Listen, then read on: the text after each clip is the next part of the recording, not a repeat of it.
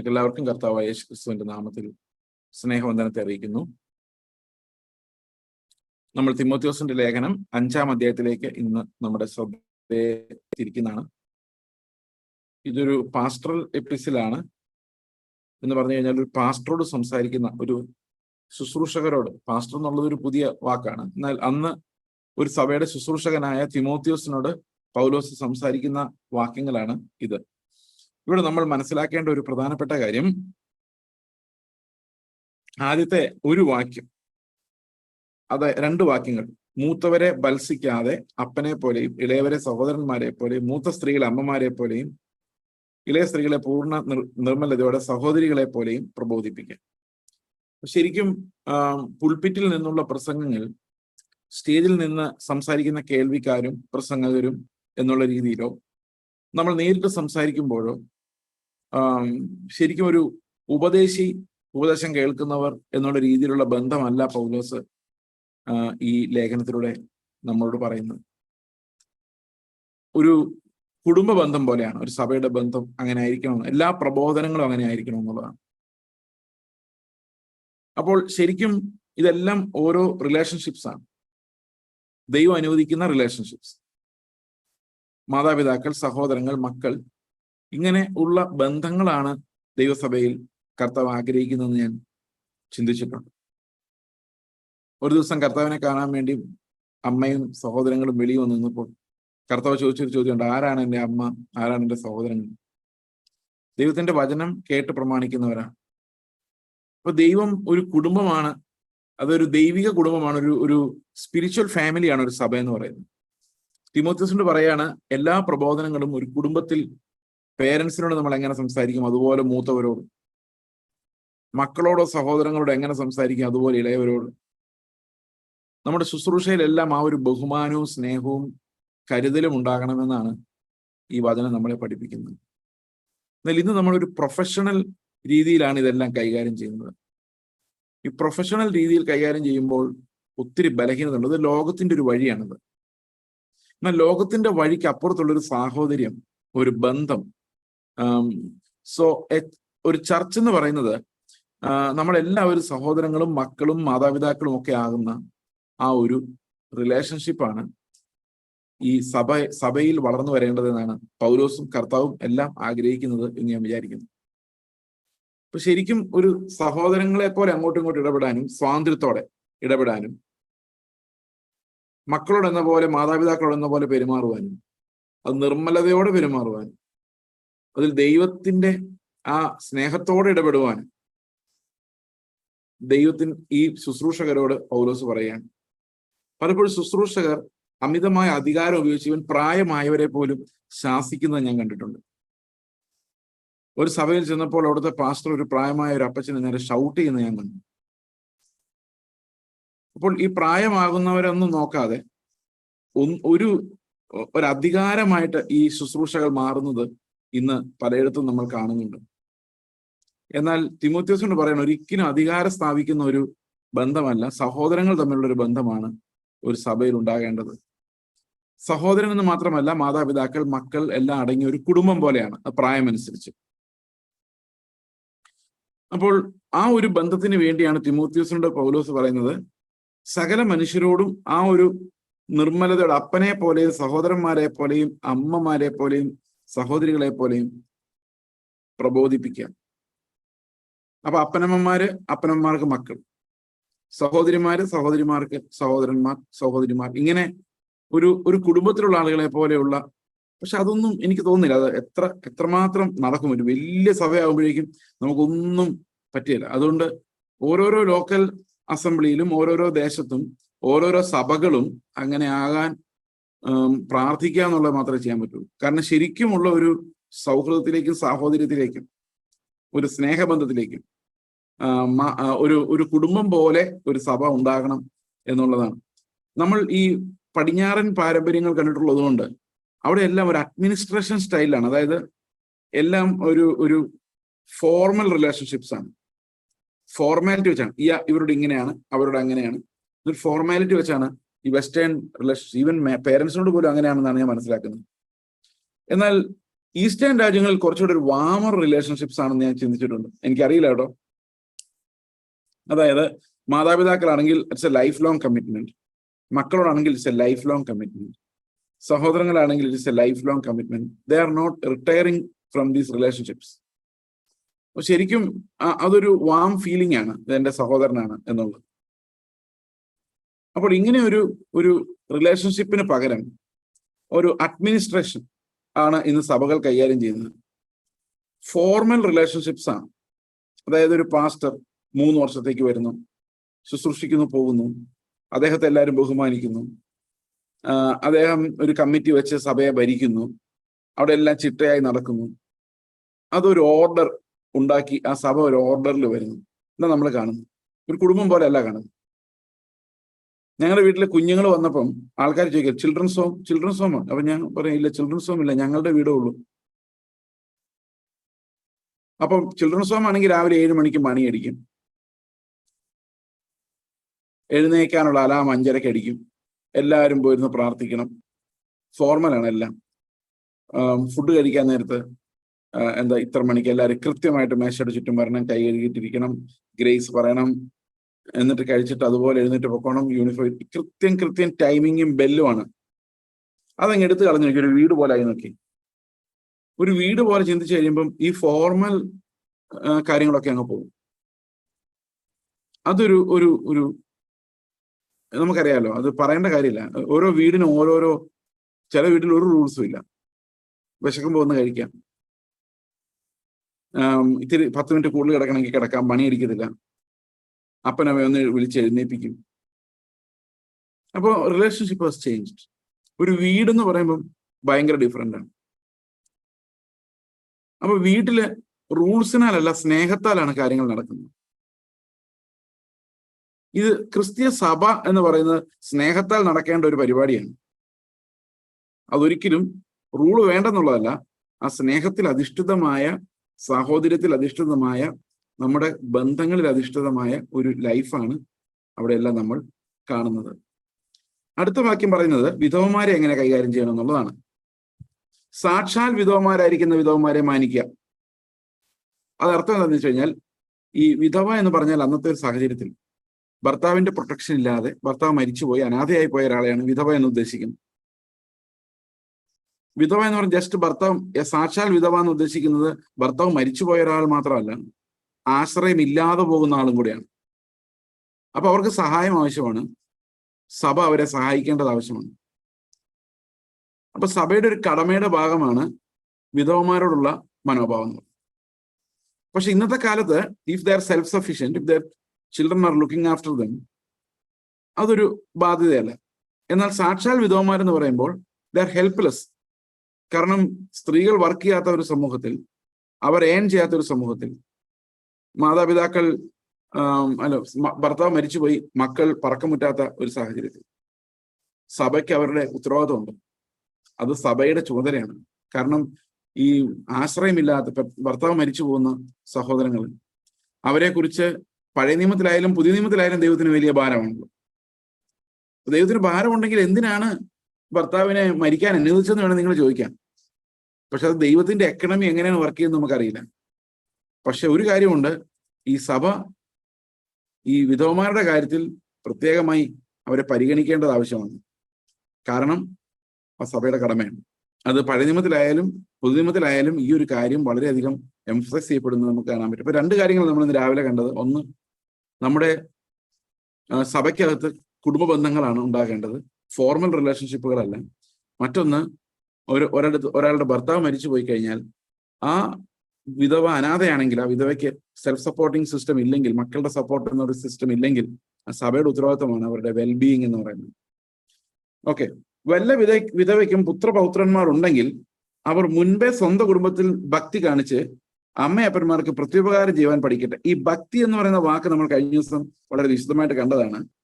ഭക്തി എന്ന് പറഞ്ഞു കഴിഞ്ഞാൽ എന്താണെന്ന്, അതായത് ദൈവം നമ്മുടെ കൂടെ ഉണ്ട് എന്നുള്ള ബോധ്യത്തിൽ നമുക്കുണ്ടാകുന്ന ഭയമാണ്. ആ ഭയം ദൈവത്തിൽ നമ്മൾ അകറ്റിക്കളയുന്നില്ല, ദൈവത്തിന്റെ അടുത്തേക്ക് നമ്മളെ കൂടുതൽ കൊണ്ടു ചെല്ലുകയാണ് ചെയ്യുന്നത്. ഇപ്പൊ ട്രൂ റെവറൻസ് എന്ന് പറയുന്ന ദൈവത്തിന്റെ അടുത്തേക്ക് നമ്മളെ കൊണ്ടു ചെല്ലുന്ന റെവറൻസ് ആണ്. ക്രിസ്തുവിന്റെ സ്വഭാവത്തിൽ നമുക്കുണ്ടാകുന്ന ഭയമാണ്. ആ ദൈവത്തിന്റെ പ്രസൻസിൽ നിന്നുണ്ടാകുന്ന ഭയം. അപ്പൊ ഈ ഭക്തി എവിടെ കാണിക്കണം? നമ്മൾ വീട്ടിൽ കാണിക്കണം. എങ്ങനെ കാണിക്കണം?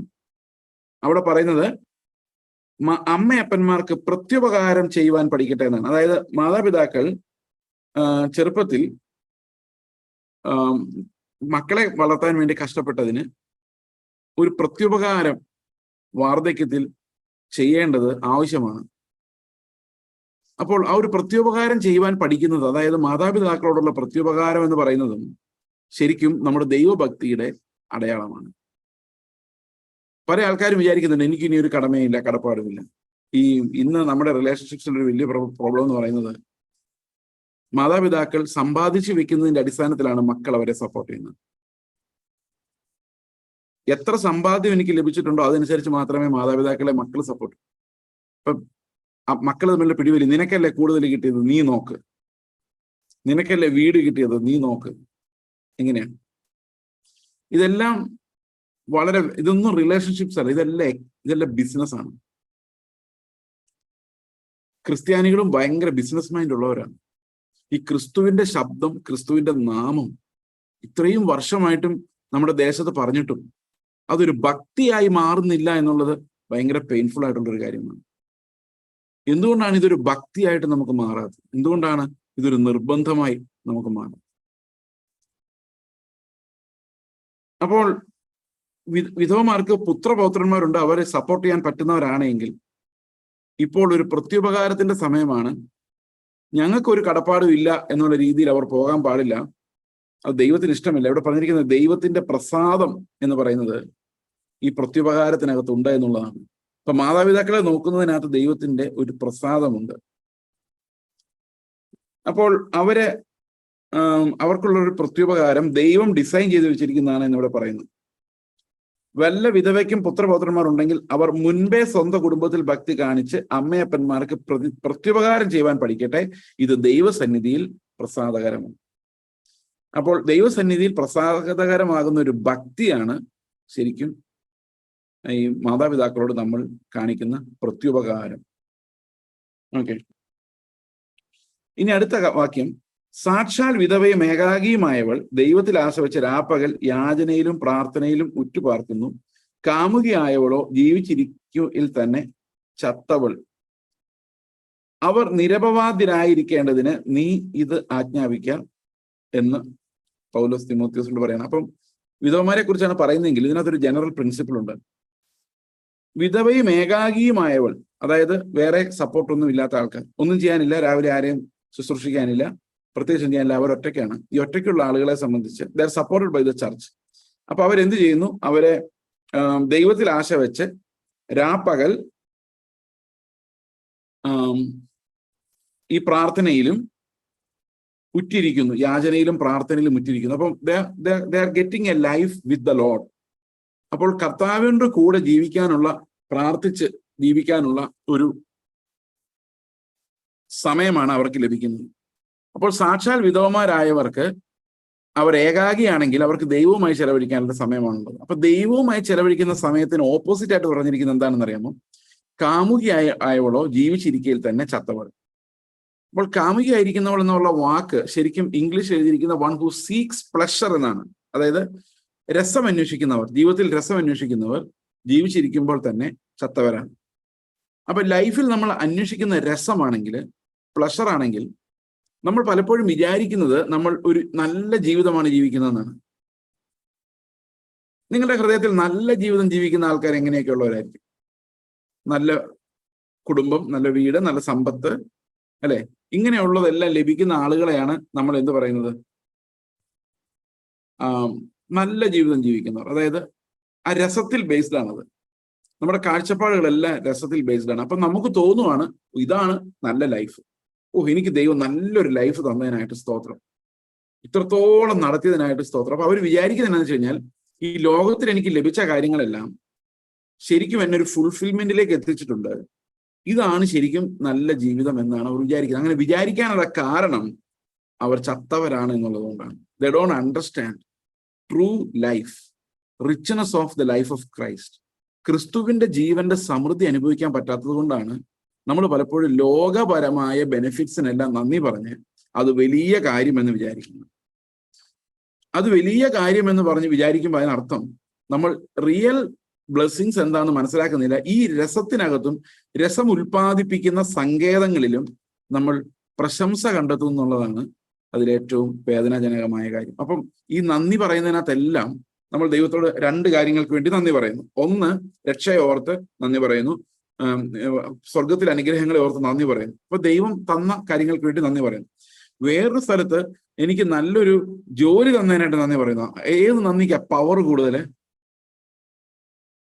നമ്മുടെ ചുറ്റും നോക്കിക്കഴിഞ്ഞാൽ പവർ കൂടുതൽ ഏത് നന്ദിക്കാം?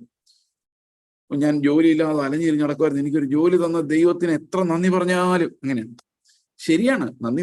പക്ഷെ നമ്മൾ അങ്ങനെ നന്ദി പറയുമ്പം കർത്താവ് എന്തായിരിക്കും ചിന്തിക്കുന്നത്? ഇവന് ഈ ജോലിയാണ് വലിയ കാര്യം, സാൽവേഷനേക്കാളും വലുതാണ് ഇവന് ജോലി, അതുകൊണ്ടാണ് ഇത്രയും തുള്ളിച്ചാടി നന്ദി പറഞ്ഞുകൊണ്ടിരിക്കുന്നത്. അപ്പൊ ശരിക്കും നമ്മൾ എന്തിനകത്താണ് കൂടുതൽ എക്സൈറ്റഡ്? എന്തിനകത്താണ് നമ്മൾ കൂടുതൽ രസം കണ്ടെത്തുന്നത്? എന്തിനകത്താണ് നമ്മൾ കൂടുതൽ പ്ലഷർ? അപ്പൊ നമ്മുടെ ലൈഫെല്ലാം ഈ പ്ലഷർ സീക്കിംഗ് ആയതുകൊണ്ട് അത് ഒരു പാപ സ്വഭാവം, മനുഷ്യരിലുള്ള ആദമ്യ പാപ സ്വഭാവം കാരണം നമുക്ക് രക്ഷയിൽ ആനന്ദിക്കുന്നതിനേക്കാളും കൂടുതൽ നമ്മൾ ആനന്ദിക്കുന്നത് ഈ ലോകത്തിലെ പ്ലഷറുകൾ നമുക്ക് വരുമ്പോഴാണ്. ഇത് വിശ്വാസികളുടെ പോലും പലരുടെയും ദുരവസ്ഥ ഇതാണ്. They don't see the merit of the heavenly blessings. ഇത് എത്ര ദയനീയമാണ്. ഇവിടെ പറയാണ് കാമുകിയായിരിക്കുന്നത്, അതായത് വൺ ഹു സീക്സ് പ്ലഷർ, രസം അന്വേഷിക്കുന്നവരും യാചനയിലും പ്രാർത്ഥനയിലും മുറ്റിരിക്കുന്നവരും ദൈവത്തെ അന്വേഷിക്കുന്നവരും തമ്മിലുള്ള ഡിഫറൻസ് എന്ന് പറയുന്നത്, ഈ പ്ലഷറിന് നമ്മൾ നന്ദി പറയുമ്പോൾ ആ പ്ലഷർ വലിയ കാര്യമായി നമ്മൾ ദൈവത്തിന് മുമ്പിൽ പറയാണ്, ദൈവമേ ഈ പ്ലഷറാണ് എന്നെ ഏറ്റവും കൂടുതൽ സന്തോഷിപ്പിച്ചത്, നിനക്ക് ഇത്രയും പ്ലഷർ എനിക്ക് തരാൻ പറ്റിയല്ലോ എന്നാണ് പറയുന്നത്. അപ്പൊ കർത്താവ് പറയാൻ, നശിച്ചു പോകുന്ന സാധനമാണ് മോനെ നീ പിടിച്ചേക്കുന്നത്. There is nothing valuable there. അപ്പോൾ ഇത് ഒരു ചത്ത മനുഷ്യന്റെ അവസ്ഥയാണ്. എന്തുകൊണ്ടാന്ന് വെച്ച് കഴിഞ്ഞാൽ he does not see the merit of heavenly blessings. അതാണ് അതിന്റെ കാരണം. അപ്പോൾ ഇവിടെ പറയുന്നത് കാമുകയായിരിക്കുന്നു. നമ്മുടെ ലൈഫിന്റെ തന്നെ ഏറ്റവും പ്രധാനപ്പെട്ട പ്രിൻസിപ്പിൾസിൽ ഒന്ന് രസം എവിടെ നിന്ന് എടുക്കാം എന്നുള്ളതാണ്. ഒരു കോൺവെർസേഷനിലോട്ട് നമ്മൾ ഏർപ്പെടുമ്പോൾ തന്നെ പെട്ടെന്ന് അത് ഗോസിപ്പിലേക്കും ഒക്കെ പോകുന്നതിനുള്ള കാരണം രസം എടുക്കാനുള്ള നമ്മുടെ ത്വരയാണ്. ചില ആളുകളോട് നമ്മൾ സംസാരിക്കാതെ വേറെ ചില ആളുകളോട് മാത്രം സംസാരിക്കാൻ തോന്നുന്നത് ഒരുപക്ഷെ ആത്മനിയോഗമായിരിക്കാം, അല്ലെങ്കിൽ സാധാരണഗതിയിൽ അത് രസം കൂടുതൽ ജനറേറ്റ് ചെയ്യുന്ന സ്ഥലത്തേക്കുള്ള നമ്മുടെ ഗ്രാവിറ്റേഷനാണ്. അപ്പോൾ രസമുള്ള വസ്തുക്കളിലേക്കുള്ള ഗ്രാവിറ്റേഷൻ ഇത് നമുക്ക് ഒരു അപകടകരമായ മരണാവസ്ഥയാണ് കുറിക്കുന്നത്. ഇതിൽ നിന്ന് പൗലോസ് പറയാണ്, ആശ വെച്ച്, ദൈവത്തിൽ ആശ വെച്ച്, ആ ആശ എന്ന് പറയുന്ന പ്ലഷറിലേക്ക് പോകുന്നതിന് പകരം ദൈവത്തിലേക്ക് വെച്ച്, it's not exclusive to widows, it's for everyone. നമുക്ക് എല്ലാവർക്കും ഒരുപോലെ ആപ്ലിക്കബിൾ ആയിട്ടുള്ള കാര്യമാണ്. നമ്മുടെ ആശ ദൈവത്തിങ്കിലേക്കാകാതെ നമ്മൾ പ്ലഷറിലേക്ക് നീങ്ങുമ്പോൾ we leave as if we are dead. Okay, അപ്പോൾ അവർ നിരപവാദ്യരായിരിക്കേണ്ടതിന് നീ ഇത് ആജ്ഞാപിക്കാം. അപ്പോൾ നിരപവാദ്യർ എന്ന് പറഞ്ഞു കഴിയുമ്പോൾ നമ്മൾ പലപ്പോഴും ചിന്തിക്കുന്ന ഒരു കാര്യമുണ്ട്, ആ ജനങ്ങൾ നാട്ടുകാരെന്നാ വെള്ളം പറഞ്ഞിട്ട് ഞാനതൊന്നും മൈൻഡ് ചെയ്യുന്നില്ല. നോ, നാട്ടുകാർ പറയുന്ന കാര്യങ്ങൾ ചിലപ്പോൾ ശരിയാവാം, ചിലപ്പോൾ തെറ്റാണ്. പക്ഷെ നമ്മൾ നിരപവാദ്യരല്ലെങ്കിൽ നമ്മൾ ശുശ്രൂഷ ചെയ്യാൻ യോഗ്യരല്ല. നിരപവാദ്യരല്ലെങ്കിൽ ദൈവത്തിന്റെ വചനം എടുക്കാൻ യോഗ്യരല്ല. ഇപ്പൊ എന്നെ കുറിച്ച് ആരെങ്കിലും എന്തെങ്കിലും പറയണം, ടോട്ടലി റോങ് ആണ്, പക്ഷെ അവര് കൺവിൻസിങ് ആയിട്ട് അത് ആളുകളുടെ മുമ്പിൽ അവതരിപ്പിക്കുകയാണെന്ന് എനിക്ക് തോന്നുകയാണെങ്കിൽ, what I should do is suspend my ministry, spend time with the Lord, clarify with the church. എന്താണ് സംഭവിച്ചിരിക്കുന്നത് അനന്യാസിനെ സഫീറയും പോലെ അല്ല, ഉള്ള കാര്യം തുറന്ന് സംസാരിച്ചിട്ട് സഭയ്ക്ക് ആ തീരുമാനം വിട്ടുകൊടുക്കുക, സബ്മിഷൻ കാണിക്കുക, വിനയം കാണിക്കുക. അപ്പോൾ മറ്റുള്ളവർ ആക്ഷേപിക്കുന്നു, ഓക്കെ, ശരിയോ തെറ്റോ എന്നുള്ളത് one thing, but what shall be our response? ഇപ്പൊ ഓരോരോ വലിയ ആരോപണങ്ങൾ കേട്ടാൽ നമുക്ക് തന്നെ പേടിയാവും. പക്ഷേ അവർ വീണ്ടും വീണ്ടും ഈ പ്രസംഗം തുടർന്നുകൊണ്ടിരിക്കുമ്പോൾ അത് വളരെ നിസ്സാരവൽക്കരിക്കപ്പെടുകയാണ്. അങ്ങനെ വലിയ വലിയുള്ള പാപങ്ങൾ പോലും നമ്മുടെ കമ്മ്യൂണിറ്റി അക്സെപ്റ്റ് ചെയ്ത് തുടങ്ങുന്നു എന്നുള്ളതാണ്. അപ്പോൾ ഞാൻ ഇന്ന് ഈ കഴിഞ്ഞ ദിവസങ്ങളിൽ ചിന്തിച്ചൊരു കാര്യമാണ്, നമ്മുടെ സമൂഹത്തിന് എന്ത് പാപവും ഇപ്പൊ പ്രശ്നമല്ലാതായിട്ടുണ്ട്. ശരിക്കും 1-2 ദിവസത്തെ ആരവം കഴിയുമ്പോൾ എവറിത്തിങ് ബിക്കംസ് നോർമൽ. കാരണം we are very much accustomed to this culture. നമ്മൾ എത്ര അതിനകത്ത് മാറി നിൽക്കാൻ ശ്രമിച്ചാലും നമ്മളെ ഈ ദൈവത്തിനെതിരെയുള്ള പാവങ്ങൾ പോലും ഭയപ്പെടുത്തുന്നില്ല എന്നുള്ളതും, അതൊരു ഗൗരവമായിട്ട് നമുക്ക് തോന്നുന്നില്ല എന്നുള്ളതും, അത് ഒരുമാതിരി അക്സെപ്റ്റൻസിലേക്ക് പോകുന്നു എന്നുള്ളതും വളരെ അപകടകരമായ കാര്യമാണ്. ഓക്കെ, അതുകൊണ്ട് തന്നെ ഇപ്പോൾ ഒരു വ്യഭിചാര ആരോപണം ഒരു ശുശ്രൂഷകനെ കുറിച്ചുണ്ടായ അദ്ദേഹം പറയുന്നു അതൊരു കാര്യമാക്കുന്നില്ല. ഇന്നിപ്പം ഗവൺമെന്റ് അല്ല അങ്ങനെ തന്നെ. ഒരു ഗവൺമെന്റിനെതിരെ ആരോപണം ഉണ്ടാവും, ഒരു മിണ്ടില്ല അതിനെക്കുറിച്ച്. പണ്ട് അങ്ങനെയല്ല. പണ്ട് ഉടനെ രാജിവെക്കുന്നു, ബഹളം, ഇതങ്ങനെയല്ല. ഇതിനെക്കുറിച്ച് മിണ്ടില്ല. കുറെ കഴിയുമ്പോൾ ഈ ബഹളം വെക്കുന്നവരങ്ങ് മടുത്തങ്ങ് ഇല്ലാതാവും. പതുക്കെ പതുക്കെ സമൂഹത്തിന് എന്താ സംഭവിച്ചുകൊണ്ടിരിക്കുന്നത് വെച്ച് കഴിഞ്ഞാൽ ഇതെല്ലാം ടോളറേറ്റ് ചെയ്യാനുള്ള ഒരു ഹൃദയം ഈ സഭയ്ക്ക് സമൂഹത്തിനുണ്ടായി വരും. ടോളറേറ്റ് ചെയ്യും. അതാ അങ്ങനെയാണ്, എല്ലാവരും അങ്ങനെ ആയിരിക്കും, എന്ത് ചെയ്യാനാ, നമ്മൾ അതങ്ങ് കേട്ടാ പോരെ എന്നുള്ള രീതിയിലേക്ക് വരും. So we tolerate a lot of things. അതുകൊണ്ട് എന്താ സംഭവിക്കുന്നത്? സഭയുടെ കൃത്യമായ സ്ക്രൂട്ടിനി ഇല്ലാതെ ഒരു ശുശ്രൂഷകനും പൊതുവേദികൾ വരാൻ പാടില്ല. സഭയുടെ കൃത്യമായ സ്ക്രൂട്ടിനി, അതായത് സഭയുടെ ആത്മീക അധികാരത്തിന് കീഴ്പ്പെടാതെ സഭയുടെ സ്ക്രൂട്ടിനിക്ക് വിധേയമാകാതെ ഒരു ശുശ്രൂഷയും ഉണ്ടാകാൻ പാടില്ല. അത് അപമാനകരമാണ്, ദൈവത്തിന്റെ നാമത്തിന് അപമാനകരമാണ്. അത് അപവാദം എന്ന് പറയുന്നത് വളരെ പ്രധാനപ്പെട്ട ഒരു കാര്യമാണ്. ആളുകൾ അത് ഇതൊക്കെ പറയുമായിരിക്കാം, പക്ഷെ അത് നമുക്ക് നേരിടാം. പക്ഷെ അത് നേരിടുന്നതിന് ആത്മീകമായ ഒരു വഴിയുണ്ട്. We need to trust the church and confess everything to the church. ഒരാൾ എന്നോട് ചോദിച്ചിട്ടുണ്ട്, കള്ളസാക്ഷ്യം പറഞ്ഞ് എന്ത് ചെയ്യുന്നു? കള്ളസാക്ഷ്യം പറഞ്ഞൊക്കെ ദൈവം നോക്കിയോളൂ, ദൈവമാണ് നോക്കുന്നത്. അത് തീർച്ചയായിട്ടും നോക്കിയിരിക്കും എന്നുള്ളതാണ്. അതുകൊണ്ട് നമുക്കൊന്നും ചെയ്യാൻ പറ്റത്തില്ല. കാരണം അനന്യാസിന്റെ സഫീറയുടെ എക്സാമ്പിൾ നമുക്കുണ്ട്. If the witness is false, ദൈവം അതിന് തീർച്ചയായിട്ടും അതിനുള്ള മറുപടി അവന് നൽകുമെന്ന് തന്നെയാണ് വിശ്വസിക്കാൻ. സഭയുടെ അധികാരവും കൂടിയാണത്. ഓക്കെ, നിരപവാദിരായിരിക്കേണ്ടതിന് നീ ഇത് ആജ്ഞാപിക്കുക. അത് പ്ലഷറിന്റെ പിറകെ പോകുന്നവർ ഇന്നല്ലെങ്കിൽ നാളെ എന്തിലെങ്കിലും കുരുങ്ങുമെന്നുള്ള കാര്യം ഉറപ്പാണ്. If God is not our passion, if hope is not what drives us, ഇന്നല്ലെങ്കിൽ നാളെ ഒരു ദിവസം നമ്മൾ എന്ത് മോഹത്താലാണോ ചുറ്റപ്പെട്ടിരിക്കുന്ന ആ മോഹം നമ്മളെ വിഴുങ്ങും എന്നുള്ളത് ഉറപ്പാണ്. കാരണം അങ്ങനെയാണ് അനേകം ആത്മീക ആളുകളും വീണു പോകുന്നത് എന്ന് നമുക്ക് മനസ്സിലാക്കാം. ഓക്കെ, തനിക്കുള്ളവർക്കും പ്രത്യേക സ്വന്തം കുടുംബക്കാർക്കും വേണ്ടി കരുതാത്തവൻ വിശ്വാസം തള്ളിക്കളഞ്ഞ് അവിശ്വാസിയേക്കാൾ അധമനായിരിക്കുന്നു. ഇത് നമ്മൾ ഇതുവരെ വായിച്ച ഭാഗവുമായിട്ടൊന്ന് താരതമ്യപ്പെടുത്തി നോക്കിക്കഴിഞ്ഞാൽ ഈ സ്വന്തം കുടുംബത്തിന് വേണ്ടി കരുതി വെക്കാത്തവനെന്നല്ല, കരുതാത്തവൻ എന്ന്. നമ്മൾ പലപ്പോഴും ഇത് സ്വന്തം കുടുംബത്തിന് വേണ്ടി കരുതി വെക്കാത്തവൻ എന്നുള്ള രീതിയിലാണ് വ്യാഖ്യാനിക്കുന്നത്. ബട്ട് അവിടെ അങ്ങനെ എഴുതിയിട്ടില്ല. പ്രൊവൈഡ് ഫോർ ഹിസ് ഫാമിലി എന്നാണ്. Gather, secure, deposit for his family എന്നല്ല. അതായത് ഇവിടെ പറയുന്ന ഒരു കാര്യം എന്ന് പറയുന്നത്, വീട് നോക്കാത്തവർ. ഏതെല്ലാം അർത്ഥത്തിലാണ് ഈ വീട് നോക്കാത്തവർ എന്ന് പറയുന്നത്?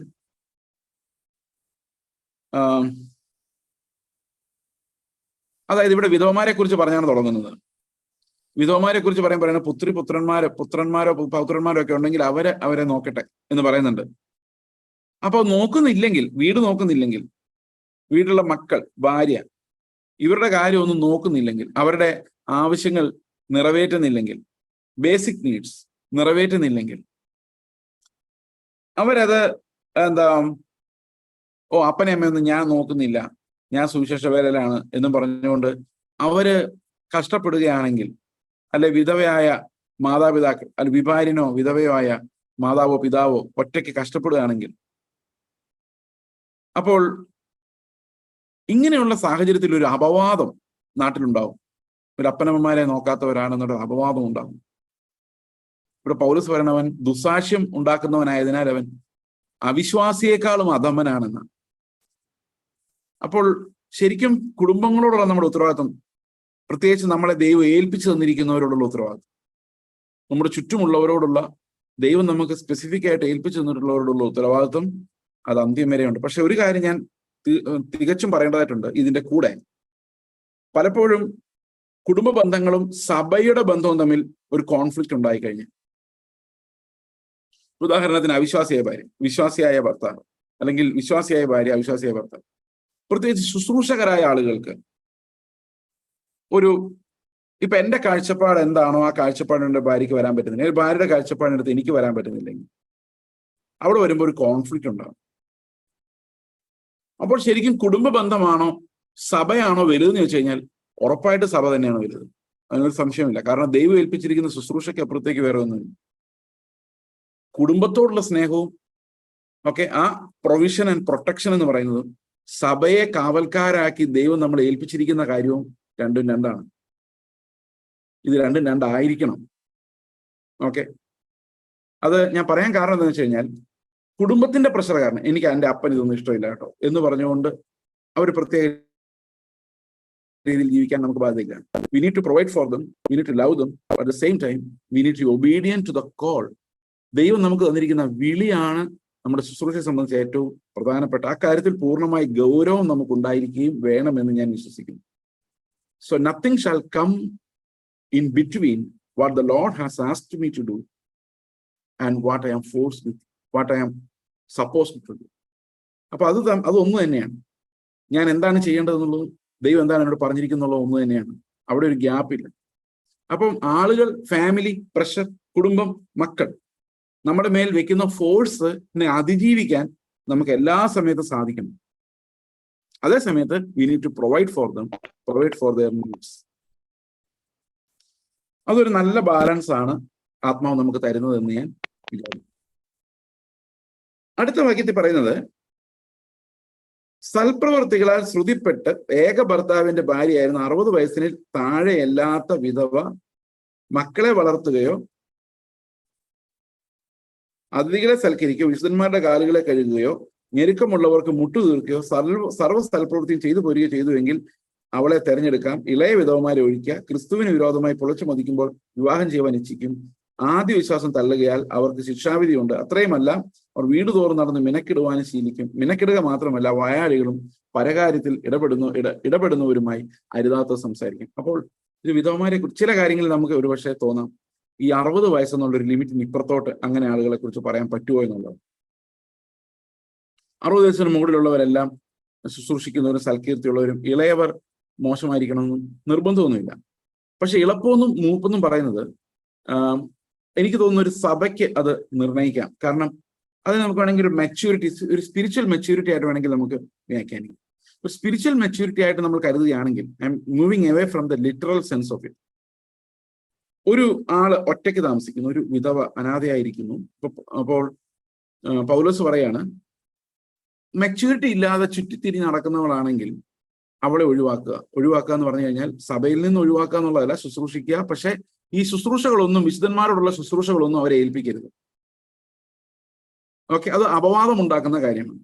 എന്നാൽ മെച്യൂരിറ്റി ഉള്ള ഒരു വിടവാണെങ്കിൽ, അതായത് ഇങ്ങനെയുള്ള ശുശ്രൂഷകൾ ചെയ്യാൻ പറ്റുന്ന ആളുകളെ വേണം ഈ കാര്യങ്ങൾക്ക് നിയോഗിക്കാൻ എന്ന് മാത്രമേ നമുക്ക് അതിൽ നിന്ന് ചിന്തിക്കാൻ സാധിക്കുകയുള്ളൂ എന്ന് ഞാൻ വിചാരിക്കുന്നു. അപ്പോൾ ഒരു കാര്യം ഞാൻ ഇതിനകത്ത് ക്ലാരിഫൈ ചെയ്യാൻ ആഗ്രഹിക്കുന്നത്, വിശുദ്ധന്മാരുടെ കാലുകളെ കഴുകുക എന്ന് പറഞ്ഞാൽ എന്താണ് അർത്ഥം? ഈ വിശുദ്ധന്മാരുടെ കാലുകളെ കഴുകുക എന്ന് പറയുമ്പോൾ നമ്മൾ പലപ്പോഴും വിചാരിക്കുന്ന ഈ കാല് കഴുകൽ ശുശ്രൂഷ എന്ന് പറഞ്ഞൊരു പരിപാടി നമ്മുടെ പല സഭകളിലും ഉണ്ട്. അപ്പൊ അതാണോ ഈ കാല് കഴുകാൻ വേണ്ടി കുറെ സഹോദരിമാർ? നമ്മൾ ഈ ചില ചർച്ചകളിലുണ്ട് ഇങ്ങനെ വിശുദ്ധന്മാരെ ശുശ്രൂഷിക്കാൻ വേണ്ടി കുറെ സ്ത്രീകൾ, കുടുംബം ഉപേക്ഷിച്ചവർ, അവരെ പാസ്റ്റർമാർ വരുമ്പോൾ അവരെ ആഹാരം വെച്ചു കൊടുക്കാനും പാത്രം കഴുകാനും ഒക്കെ കുറച്ച് സ്ത്രീകൾ. പ്രിയ സഹോദരങ്ങളെ, ഈ കാല് കഴുകുക എന്നുള്ളതുകൊണ്ട് ഉദ്ദേശിക്കുന്നത് അവരുടെ ശുശ്രൂഷയിൽ അവരെ സഹായിക്കുക എന്നുള്ളതല്ലാതെ, അതായത് ഒരു സഭയുടെ ശുശ്രൂഷയിൽ അവരെ സഹായിക്കുക എന്നുള്ളതല്ലാതെ, ഞാൻ പലപ്പോഴും ആലോചിച്ചിട്ടുണ്ട് ഈ കാല് കഴുകുക ശുശ്രൂഷയ്ക്ക് ഉണ്ടാകുന്ന ഒരു പ്രോബ്ലം എന്ന് പറയുന്നത്. അതിനകത്ത് 2 തരത്തിലുള്ള പ്രോബ്ലം ഉണ്ട്. ഒന്ന്, ഈ കാല് നീട്ടിക്കൊടുക്കുന്നയാളുടെ കഷ്ടകാലം. ഞാൻ എപ്പോഴും ആലോചിച്ചിട്ടുണ്ട്, ഇത് കാല് കഴുകുന്നവൻ കുറച്ച് വിനയം കാണിക്കുന്നുണ്ടെങ്കിലും ഈ കാല് നീട്ടിക്കൊടുക്കുന്നവന്റെ കാര്യം കഷ്ടമാണല്ലോ എന്നൊന്ന് കഴുകിയേക്കെന്ന് പറഞ്ഞു. ഇപ്പൊ നമുക്കൊരാളുടെ കാല് കഴുകാൻ പ്രയാസമില്ല, പക്ഷെ വേറൊരാൾ കാല് കഴുകാൻ ഇത് നീട്ടിക്കൊടുക്കുന്നതാണ് പ്രയാസം.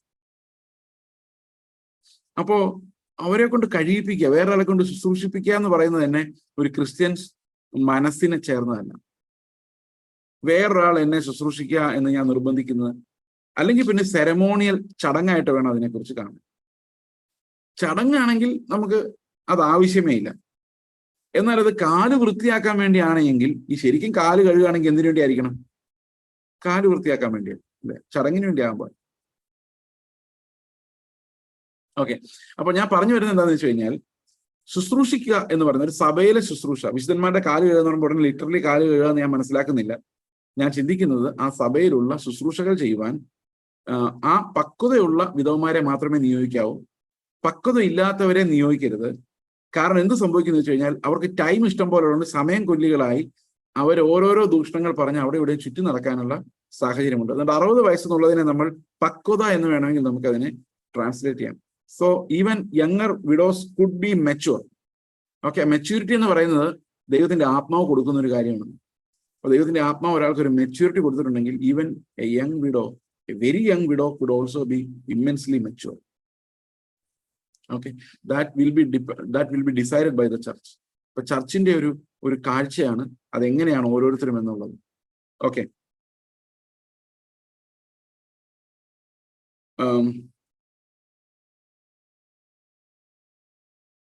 ആകെ ഇളയവർ വിവാഹം ചെയ്യുകയും പുത്രസമ്പത്തുണ്ടാക്കുകയും ഭവനം രക്ഷിക്കുകയും വിരോധിക്ക് അപവാദത്തിന് അവസരമൊന്നും കൊടുക്കാതിരിക്കുകയും വേണമെന്ന് ഞാൻ ഇച്ഛിക്കുന്നു. അപ്പോ പൗലോസ് പറയാണ്, അപ്പൊ അതിനുള്ള ഏറ്റവും നല്ല വഴി എന്ന് വെച്ച് കഴിഞ്ഞാൽ യൗവനക്കാർ വിവാഹപ്രായത്തിൽ തന്നെയാണ് അവർ വിധവമാരായി മാറുന്നതെങ്കിൽ ബെറ്റർ ടു മാരി എന്നാണ്.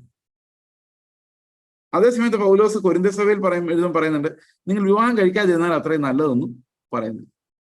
This all depends on our maturity. അതായത് ഈ രണ്ടാമത് വിവാഹം കഴിക്കാമോ എന്നുള്ള ചോദ്യത്തിന് ഒരു റൈഡർ ഞാൻ വിചാരിക്കുന്ന അവിടെ ഒരു ക്ലോസ് ഉണ്ട്. അതെന്താന്ന് വെച്ച് കഴിഞ്ഞാൽ, suppose a man is in the ministry and he's a mature Christian. Suppose his spouse dies or a husband dies. അപ്പൊ എന്തായിരിക്കണം പ്രതികരണം എന്നുള്ളതിന് ഞാൻ ചിന്തിക്കുന്നത് ഇങ്ങനെയാണ്: if they can remain in the service of the Lord, വേറെ പ്രോബ്ലംസ് ഒന്നും ഇല്ലാതെ, അതായത് ഏകാന്തതയിൽ കർത്താവിനെ സേവിക്കാൻ അവർക്ക് പറ്റുമെങ്കിൽ ആ വിഭാര്യത്വം അല്ലെങ്കിൽ വിധവത്വം എന്ന് പറയുന്നത് ദൈവം നൽകിയ ഒരു ദാനമായി സ്വീകരിക്കാൻ സാധിക്കും. കർത്താവ് പറയാണ്, okay, enough, you can now leave alone with me, trusting me, ഞാൻ നിന്റെ കൂടെ ഉണ്ടായിരിക്കും. So that's one very good option. അത് ഏത് പ്രായത്തിലുണ്ടെങ്കിലും ദൈവം അനുവദിച്ചു ഒരു വിവാഹബന്ധം മതി എന്ന് പറഞ്ഞു, fine, that's fine. In case a person feels okay, I need to remarry, I need some emotional support, എനിക്ക് ഒറ്റയ്ക്ക് ജീവിക്കാൻ പറ്റുമെന്ന് തോന്നുന്നില്ല, okay, go ahead and marry, പോയി കല്യാണം കഴിക്കുക. അപ്പൊ അതിന് തടസ്സങ്ങളൊന്നും. പക്ഷേ ദൈവം അനുവദിച്ച ഒരു ലൈഫ്, ആ ലൈഫ് ദൈവം വിഡ്രോ ചെയ്യുന്നു. ഓക്കെ, ആ രീതിയിൽ അതിനെ കാണുകയാണെങ്കിൽ അങ്ങനെ ഒരു റീമാരേജിനെ കുറിച്ച് നമുക്ക് ചിന്തിക്കേണ്ട പോലും കാര്യവുമില്ല. So it all depends on our spiritual maturity. നമ്മൾ എന്തുമാത്രം മെച്യൂർ ആണ്, എന്തുമാത്രം ഏത് രീതിയിലാണ് നമ്മൾ നമ്മുടെ ആത്മീക ലൈഫിനെ കാണുന്നത്. നമ്മൾ പ്ലഷർ സീക്കിംഗ് ആണോ, നമ്മൾ ക്രിസ്തുവിൽ മാത്രം തൃപ്തരാകാൻ പഠിച്ചിട്ടുണ്ടോ? ഇങ്ങനെയുള്ള കാര്യങ്ങളെല്ലാം ആശ്രയിച്ചാണ് ഈ വിവാഹ ബന്ധത്തിന്റെ എന്താ പറയുന്നത് ഒരു കണ്ടിന്യൂവേഷൻ ഒരു മനുഷ്യന് വേണമോ വേണ്ടോ എന്നുള്ള കാര്യത്തിൽ തീരുമാനം എടുക്കുന്നത്. അപ്പോൾ there is no prevention by law. അതായത് ഒരാൾ വിവാഹ ബന്ധത്തിൽ ഏതെങ്കിലും ഭാര്യ ഭർത്താവ് മരിച്ചു പോയാൽ രണ്ടാമത് വിവാഹം കഴിക്കരുതെന്നുള്ളൊരു പ്രിവെൻഷൻ ഒരിടത്തും ബൈബിളിലില്ല.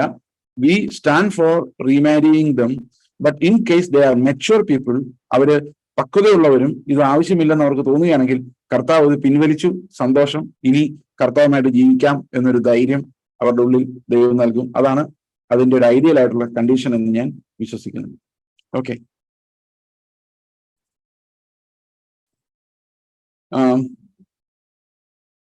ഇളയവർ വിവാഹം ചെയ്യുകയും പുത്രസമ്പത്ത് ഉണ്ടാക്കുകയും ഭവനം രക്ഷിക്കുകയും വിരോധിക്ക് അപവാദത്തിന് അവസരം ഒന്നും കൊടുക്കാതിരിക്കുകയും വേണം. പിന്നെ ഒരു കാര്യമുണ്ട് കേട്ടോ, നമ്മൾ ഒരു വിരോധിക്ക് അവസരം കൊടുക്കുക എന്ന് പറയുമ്പോൾ ഞാൻ വിശ്വസിക്കുന്ന ഒരു കാര്യം, ഈ വിരോധിക്ക് പറയാൻ ഒരു പരിമിതിയുണ്ട്. ആ പരിമിതിക്ക് അപ്പുറത്തേക്ക് ഒരു വിരോധിക്ക് കടക്കാൻ പറ്റില്ല. ഇപ്പം ഞാൻ വിചാരിക്കായിരുന്നു, ചില മനുഷ്യരെ കുറിച്ച് ഒരിക്കലും പറയാൻ പറ്റില്ല അത്, കാരണം they are so away from all such silly things. അപ്പൊ അങ്ങനെയുള്ള ആളുകളെ കുറിച്ച് ഒരു അപവാദം പറയാൻ പോലും അസാധ്യമാണ്. ഒരു നിരപവാദിത എന്ന് പറയുന്നത് ഒരു അപവാദം പറയാൻ പറ്റില്ല എന്നുള്ളൊരു അവസ്ഥ. ഓക്കെ, അത് ഓരോ മനുഷ്യനും ദൈവമായിട്ടുള്ള നടപ്പിൽ ഉണ്ടായി വരേണ്ടതാണ്. So no one can accuse us, ഓ ഇവൻ അങ്ങനെ ചെയ്യുന്നവനാണ് എന്ന് ചിന്തിക്കാൻ ഇടവരുത്തരുതെന്ന് പറഞ്ഞു കഴിഞ്ഞാൽ അർത്ഥം നമ്മളെക്കുറിച്ച് അങ്ങനെ പറയുവാൻ നാവ് പൊങ്ങരുത്. ദാറ്റ് ഈസ് വാട്ട് നിരപവാദിത means. We stay clear from all such things. എന്തുകൊണ്ടാന്ന് വെച്ച് കഴിഞ്ഞാൽ ദൈവത്തിന്റെ വചനം പ്രസംഗിക്കുമ്പോൾ അല്ലെങ്കിൽ ശുശ്രൂഷിക്കുമ്പോൾ, സഭയിൽ ശുശ്രൂഷിക്കുമ്പോൾ യാതൊരുവിധ അപവാദത്തിനും സാധ്യത ഉണ്ടാകാതിരിക്കാൻ നമ്മൾ ശ്രദ്ധിക്കേണ്ടത് ആവശ്യമാണ്. ഓക്കെ, അടുത്ത വാക്യം പറയാണ്, ചിലർ ഇപ്പോൾ തന്നെ സാത്താന്റെ പിന്നാലെ പോയല്ലോ. അപ്പോ ഈ ദൈവത്തിന്റെ ഇഷ്ടത്തെ വിട്ടുകളഞ്ഞിട്ട് ജഡമോഹങ്ങളാൽ വശീകരിക്കപ്പെടുന്ന ആളുകൾ ലോകത്തിന്റെ സന്തോഷം അനുസരിച്ച് പ്ലഷർ സീക്കിംഗ് ആയിട്ട് പോകുമ്പോൾ സംഭവിക്കുന്ന ഒരു കാര്യമാണ് എന്ത്, ഈ സാത്താന്റെ പിന്നാലെ പോകാന്ന് പറഞ്ഞു. അപ്പൊ ഒത്തിരി വിശ്വാസികൾ ഇപ്പോഴും സാത്താന്റെ പിന്നിലാണ്. തിരിച്ചു വരുവാൻ വേണ്ടി നമ്മൾ ഇങ്ങനെ പ്രസംഗിച്ചുകൊണ്ട് നടക്കുകയാണ്. അപ്പോൾ എവിടെയെല്ലാമാണ് നമ്മൾ സാത്താന്റെ പിന്നാലെ പോകുന്നത്, ഈ പ്ലഷറിന്റെ പിന്നാലെ പോകുന്നത്? ഇതിനകത്ത് ഞെട്ടിപ്പിക്കുന്നതെന്ന് പറഞ്ഞാൽ പല ശുശ്രൂഷകളും ഇങ്ങനെയാണെന്നുള്ളത്. അതായത് പ്ലഷറിനെ വർദ്ധിപ്പിക്കാൻ വേണ്ടിയാണ് ശുശ്രൂഷിക്കുന്ന പോലും. So we are fighting A very powerful enemy. Okay, അപ്പോൾ ഒരു വിശ്വാസിനിക്ക് വിധവമാരുണ്ടെങ്കിൽ അവൾ തന്നെ അവർക്ക് മുട്ടു തീർക്കട്ടെ, സഭയ്ക്ക് ഭാരം വരുത്തരുത്, സാക്ഷാൽ വിധവമാരായവർക്ക് മുട്ടു തീർക്കാനുണ്ട്. അപ്പൊ നമ്മുടെ അടുത്തൊരാളുണ്ട്, നമ്മുടെ വീട്ടിൽ ഒരു കുടുംബത്തിൽ ഒരാൾക്ക് സഹായം ആവശ്യമാണ്. നിങ്ങൾക്ക് അത് സാധിക്കുമെങ്കിൽ നിങ്ങൾ തന്നെ അത് ചെയ്യുക, സഭയുടെ തലയിലേക്ക് വെക്കരുത്. കാരണം സഭയ്ക്ക് ഒത്തിരി വർക്കുണ്ട്. ഇതെല്ലാം പറയുമ്പം തിമോത്തിയോസിനുള്ള ഒരു പർട്ടിക്കുലർ ഉപദേശമായിട്ട് മാത്രമേ നമുക്ക് ഇതിന് എടുക്കാൻ പറ്റുള്ളൂ. അതിന്റെ കാരണം എന്ന് വെച്ച് കഴിഞ്ഞാൽ ഓരോ സഭയുടെയും കപ്പാസിറ്റി വേറെയാണ്. ഓരോ സഭയിലുള്ള വിധവമാർ സഹായം ആവശ്യമുള്ളവരുടെ എണ്ണം വേറെയാണ്. സഭയുടെ ഭാരം, ഓരോ സഭയിലും ഉണ്ടാകുന്ന ഭാരം അനുസരിച്ചാണ് ഈ കമാൻഡ്മെന്റുകൾ വരുന്നത്. അപ്പോൾ തിമോത്തിയോസ് ഏത് സഭയിലാണോ ശുശ്രൂഷിക്കുന്നത് ആ സഭയുടെ പർട്ടിക്കുലർ സാഹചര്യത്തിൽ എങ്ങനെയാണോ അവർ ഈ കാര്യങ്ങൾ കൈകാര്യം ചെയ്യുന്നത്, ഒരു പ്രാക്ടിക്കൽ ഇൻസ്ട്രക്ഷൻ ആണിത്. ഈ പ്രാക്ടിക്കൽ ഇൻസ്ട്രക്ഷൻ ആണെന്നുള്ളത് വളരെ വ്യക്തമാണ്. കാരണം സ്പെസിഫിക് ആയിട്ടുള്ള ചില കാര്യങ്ങളാണ് പറയുന്നത്. ഒത്തിരി വിധവമാര് അങ്ങനെ സഭകളിൽ, അതുപോലെ തന്നെ വിഭാര്യന്മാരും നമുക്കുണ്ട്. ഒത്തിരി പേരൊന്നുമില്ല, കുറച്ച് പേരുണ്ടാവും. പക്ഷെ അവര് ഒരു സഭയ്ക്കൊരു ഭാരമല്ല. എന്തുകൊണ്ടല്ല? കാരണം അവരെല്ലാം സെൽഫ് സപ്പോർട്ടിംഗ് ആണ്. ഇനി അഥവാ ഭാരം എന്ന് ഉദ്ദേശിക്കുന്നത് സഭ സപ്പോർട്ട് ചെയ്യേണ്ട ഒരു അവസ്ഥ ഉണ്ടെങ്കിൽ അതിനകത്ത് എണ്ണം ഒന്നും പ്രശ്നമല്ല. കാരണം ദൈവത്തിന്റെ ആത്മാവ് നടത്തിക്കോളും. ഓരോ സഭയുടെയും സാഹചര്യം അനുസരിച്ച് ഈ പ്രാക്ടിക്കൽ ഇൻസ്ട്രക്ഷൻസ് മാറിക്കൊണ്ടിരിക്കും. ഇതിന്റെ മാറാത്ത ഇൻസ്ട്രക്ഷൻ എന്താണ്? നമ്മുടെ സഭയിലുള്ള ഓരോ പാവപ്പെട്ടവരുടെയും, ഇല്ലാത്തവരുടെയും, വയ്യാത്തവരുടെയും, ഏകാന്തതയിൽ ഇരിക്കുന്നവരുടെയും ഉത്തരവാദിത്വം സഭയ്ക്കുള്ളതാണ്. നമ്മൾ ആഹാരം കഴിക്കുന്നുണ്ടെങ്കിൽ അവരും കഴിച്ചിരിക്കണം. നമ്മൾക്ക് അവർ കഷ്ടപ്പെട്ട് നമ്മുടെ ഇടയിൽ നമ്മുടെ കൂടെ വന്ന് അപ്പം നോക്കാൻ പാടില്ല. അവരുടെ ആഹാരം അവർക്ക് വേണ്ടത് നൽകുവാൻ സഭയ്ക്ക് ബാധ്യതയുണ്ട്. ഓക്കെ, അതാത് കുടുംബത്തിലുള്ളവർ തന്നെ ചെയ്യണം. ഇനി അഥവാ അവർക്ക് ചെയ്യാൻ പറ്റിയില്ലെങ്കിൽ സഭയ്ക്ക് നമ്മളെല്ലാവർക്കും അങ്ങോട്ടും ഇങ്ങോട്ടും ബാധ്യതകളുണ്ട്.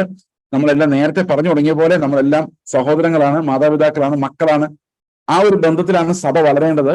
ഫോർമൽ റിലേഷൻഷിപ്സിലൂടെ അല്ല, കുടുംബ ബന്ധങ്ങളിലൂടെയാണ് സഭകൾ വളരേണ്ടത്. അതുകൊണ്ട് തന്നെ നമുക്ക് ഒരാൾക്ക് വേറൊരാളോട് ഉത്തരവാദിത്വമുണ്ട്.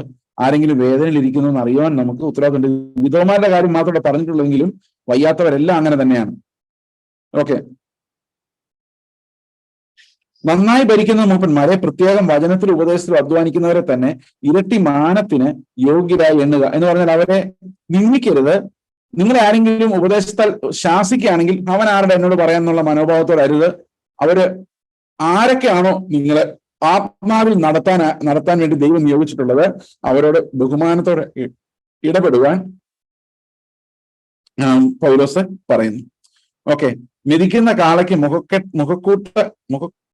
മുഖക്കുട്ട കെട്ടരുത് എന്ന് തിരുവെഴുത്ത് പറയുന്നു. വേലക്കാരൻ തന്റെ കൂലിക്ക് യോഗ്യൻ എന്നുമുണ്ടല്ലോ. 2-3 സാക്ഷികൾ നോക്കിയാനല്ലാതെ ഒരു മൂപ്പന്റെ നേരെ അന്യായം എടുക്കരുത്. അപ്പൊ ഒരാളുടെ അപവാദം പറഞ്ഞുകൊണ്ട് ഒരു മൂപ്പന്റെ നേരെ ഒരു അന്യായം എടുക്കരുത്. 2-3 സാക്ഷികൾ ഉണ്ടെങ്കിൽ മാത്രമേ എടുക്കാവൂ. അപ്പം മെതിക്കുന്ന കാളയ്ക്ക് എന്ത് ചെയ്യരുത്? അവർ ആഹാരം കഴിക്കുന്നതിന് തടയിടരുത്. ഞാനിത് എങ്ങനെയാണ് വ്യാഖ്യാനിക്കേണ്ടത്?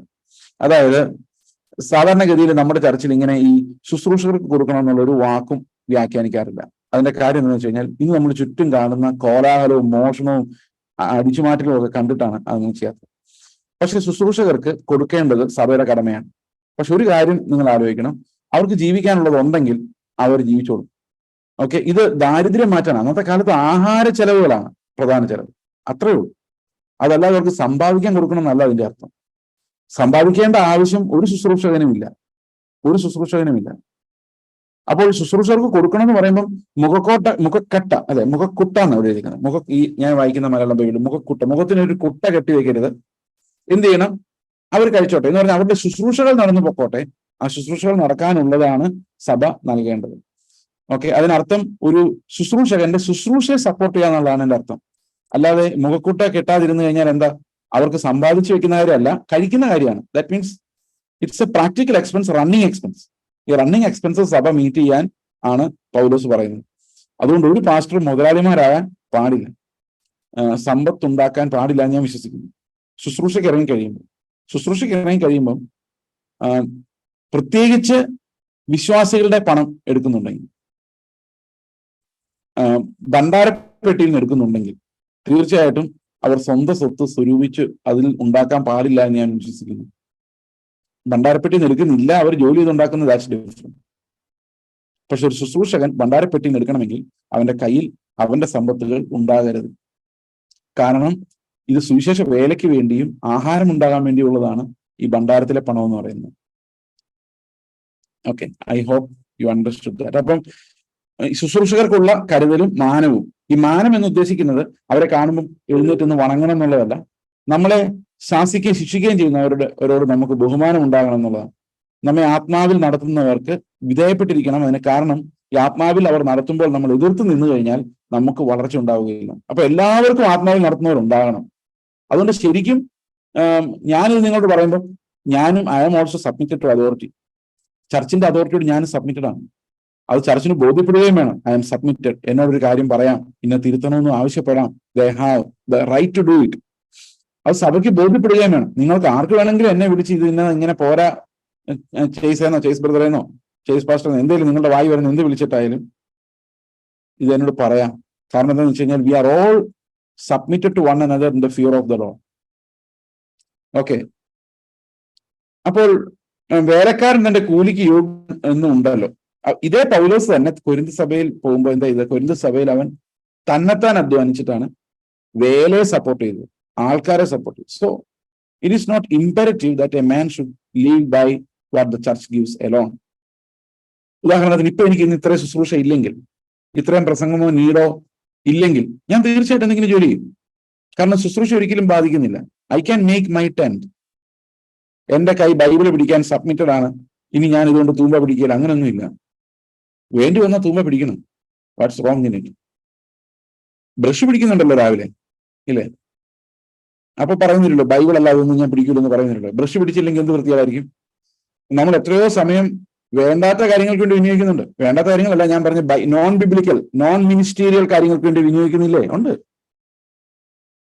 അപ്പൊ ആ സമയത്ത് സ്വന്തം മിനിസ്റ്ററി സപ്പോർട്ട് ചെയ്യാൻ പറ്റുമെങ്കിൽ that's A good idea.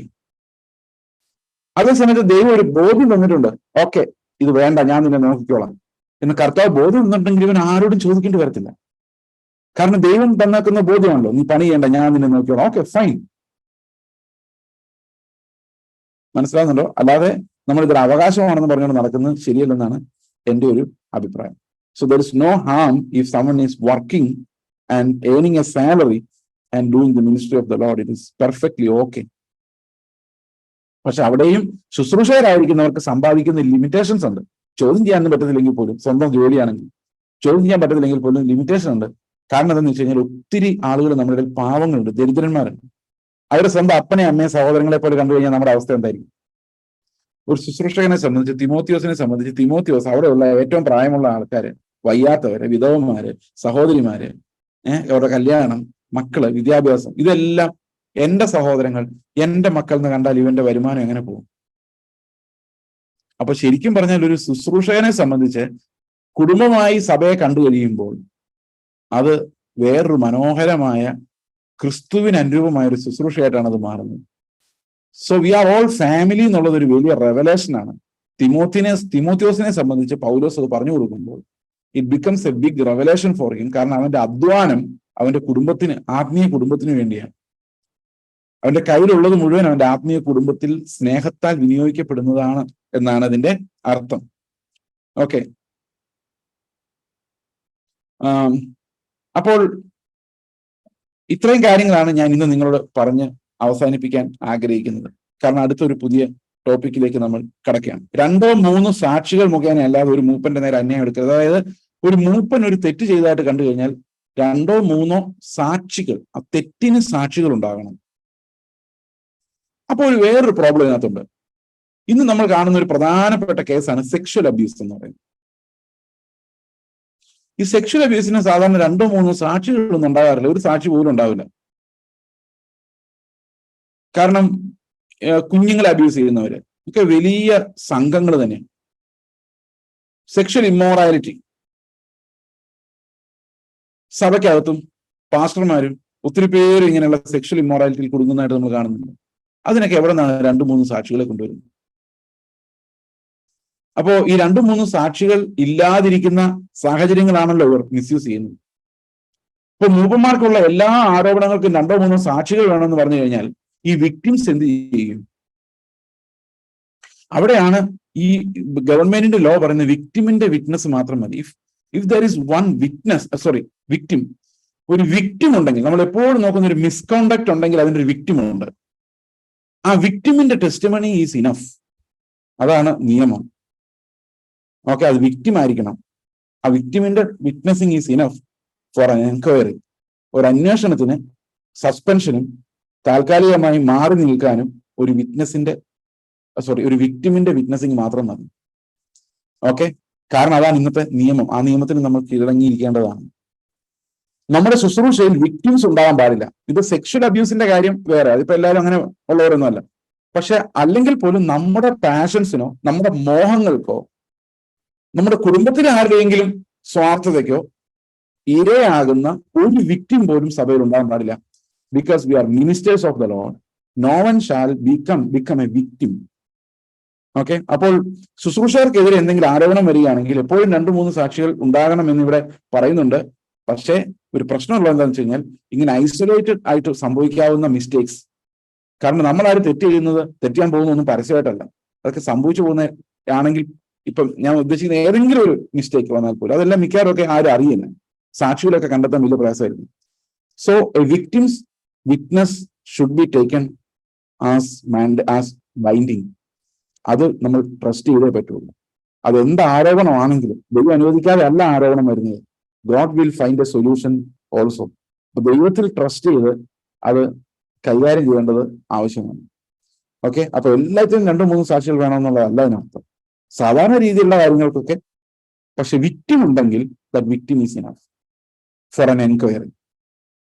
Okay, അപ്പോൾ ഈ കാര്യങ്ങൾ ഞാൻ ഈ തിമോഥെസിന്റെ ലേഖനത്തെ ഇന്നത്തെ സാഹചര്യങ്ങളുമായിട്ട് നമ്മൾ ഇണക്കി നോക്കിയതാണ്. So God bless you. Again we will meet next Thursday. ദൈവം നിങ്ങളെല്ലാവരെയും അനുഗ്രഹിക്കുമാറാകട്ടെ. നമുക്ക് പ്രാർത്ഥിച്ച് ഇന്നത്തെ സെഷൻ അവസാനിപ്പിക്കാം. ഞങ്ങളുടെ സ്വർഗസ്ഥ പിതാവേ, അങ്ങ് ഞങ്ങൾക്ക് തന്ന എല്ലാ കാഴ്ചകൾക്കായിട്ട് സ്തോത്രം. ഞങ്ങളുടെ ചുറ്റുമുള്ളവരെല്ലാം ഞങ്ങളുടെ കുടുംബം എന്ന് കരുതുവാൻ, ഞങ്ങളെ ഏൽപ്പിച്ചു തന്നവരെ ഞങ്ങളുടെ പിതാക്കന്മാർ, ഞങ്ങളുടെ സഹോദരങ്ങൾ എന്ന് കരുതുവാൻ, കർത്താവെ ആത്മാവിന്റെ മെച്യൂരിറ്റി ദൈവം ഞങ്ങളുടെ ജീവിതത്തിൽ എല്ലാം പുലർത്തി വരുവാൻ ഞങ്ങളെ സഹായിക്കണമേ. ഞങ്ങളുടെ ശുശ്രൂഷയിൽ ഞങ്ങൾ നിരപവാദ്യരും കർത്താവെ യാതൊരു ആരോപണത്തിനും ഇടയില്ലാത്തവരുമാക്കി അങ്ങയുടെ മുമ്പിൽ നിൽക്കുവാൻ കർത്താവെ ഞങ്ങൾക്ക് അവിടുന്ന് കൃപ തരണമെന്ന് പ്രാർത്ഥിക്കുന്നു. അങ്ങ് കർത്താവ് പൗലോസിലൂടെ തിമോഥെയോസിനോട് സംസാരിച്ചത് തന്നെ ഞങ്ങളോട് സംസാരിക്കുന്ന ആ ശക്തമായ വചനത്തെ ഓർത്ത് ഞങ്ങൾ നന്ദി പറയുന്നു. കർത്താവ് യേശുക്രിസ്തുവിന്റെ നാമത്തിൽ തന്നെ ആമേൻ.